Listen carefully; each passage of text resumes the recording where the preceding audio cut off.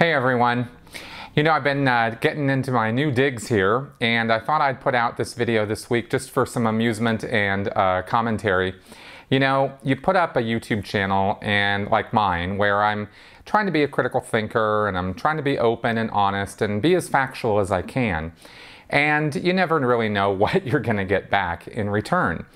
I have been, doing this for a little while, and most of the comments and feedback that I get from you guys has been actually totally incredible and really, really awesome. And I'd say in going through the comments that I was going through, because I was looking at them for this video, that the ratio of good to bad is, probably something like 99-1, if not even more. And I do see a lot of that. And in addition to the comments you guys can see on YouTube, I'm also on Twitter. And also, I get private emails from people who don't want to be identified at all in public, even under an anonymous name. And some of the stories they tell me and the thanks that they give me for the help that I've given through my channel, or some of the advice that I've given that they've found helpful for themselves, has been really moving, very touching stuff. And I wish I could share all of that with you guys too, but obviously I can't. Now, of course, there's also the other side. And when you throw yourself out there, you're gonna get some things back that are not always so nice, the internet being what it is. And I've gotten some comments and feedback that have been kind of harsh, and a little personal. And at first, that sort of thing bothered me. But as I've gone on and learned and grown through this channel, I've learned to, get a thicker skin and just sort of roll with it. And I ignore a lot of it. If somebody's given me constructive criticism or advice that is sometimes harsh, I will try to respond to that. Or if they disagree, I got no problem with that. I actually am fine with somebody saying, look, Chris, you're wrong because of blah, blah, and blah. And I'll, maybe engage and see if there's some misunderstanding and take it from there.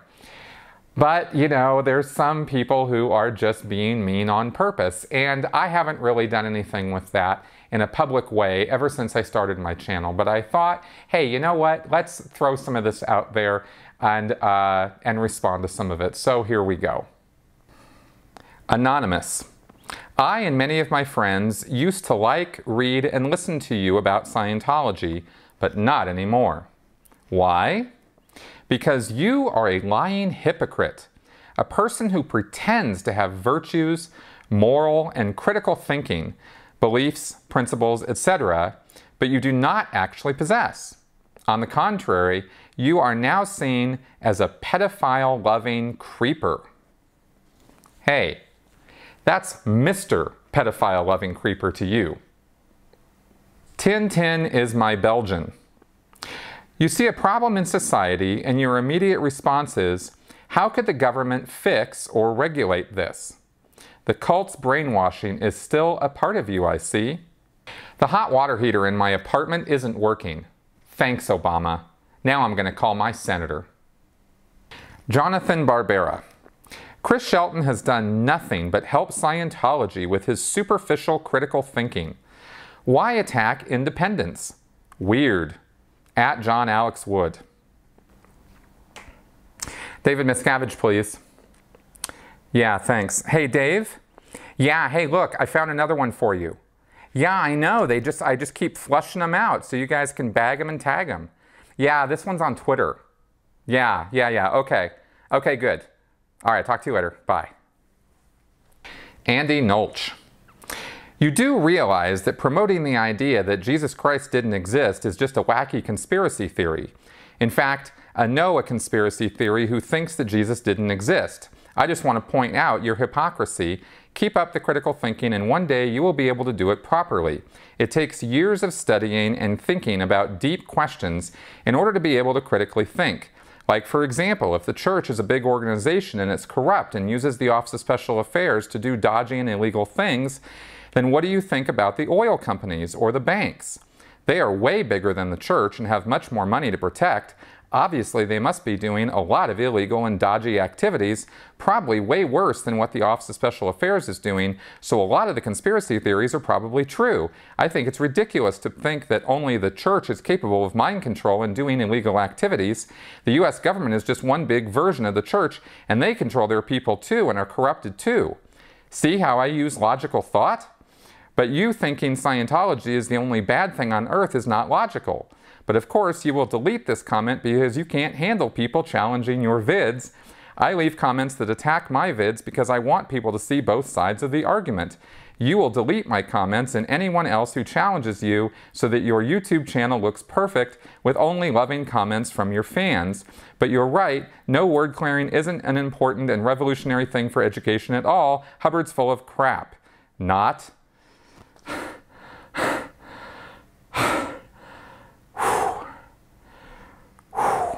Wow. Yeah.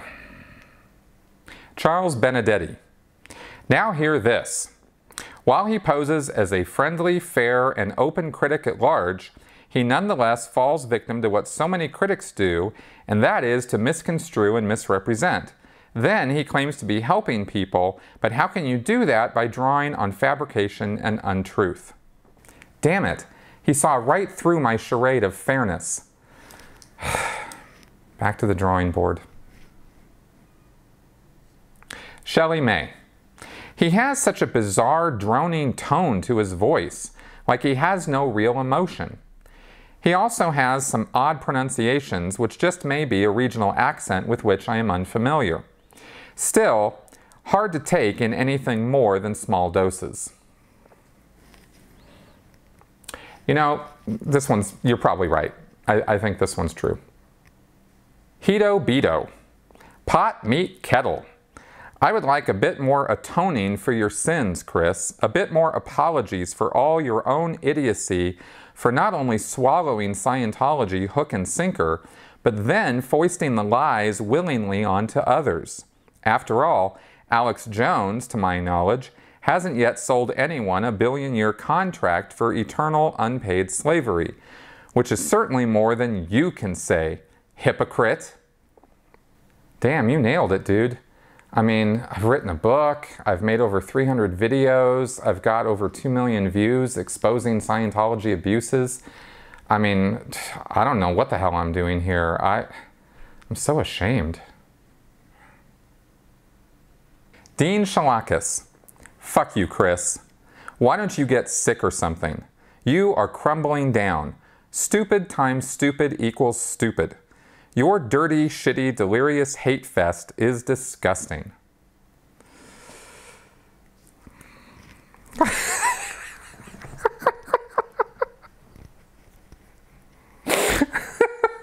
Thanks, Dean.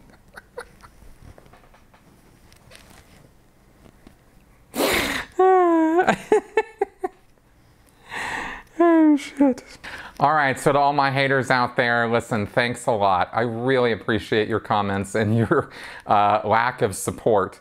But really, you know, keep it coming, because the fact is that I actually want to level up on the hate here, because I think you guys could actually be doing a much better job. And, you know, maybe if you guys keep it up and you actually get, you know, decent at this, then maybe I'll introduce a Haters Hall of Fame here on my channel, and you guys can vie for positions on that. But, you know, no amateurs allowed, so let's get to it, guys. Taka taka. All right, but in all seriousness, I want to say thank you to all of my supporters and people out there who have been watching this channel and subscribing. I really want you guys to know that actually all of you, including my haters out there and people who disagree and dislike my videos, have actually all helped me in my recovery process, which is really what this channel has been a journey of recovery and sort of documenting it as I go. So, so I just, you know, want to say thanks for all of that out there. Your support has enabled me to move on past Scientology and on to bigger and better things.